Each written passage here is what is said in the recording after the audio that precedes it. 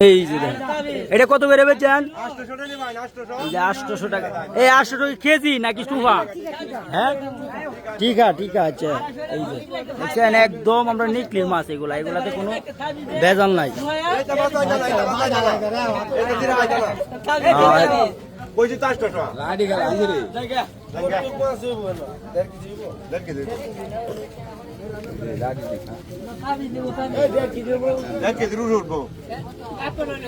আধা কেজি হোক হ্যাঁ ঠিক আছে তো না, মাছ ঠিক আছে বড় এই শেষ বেচা বিক্রি। 800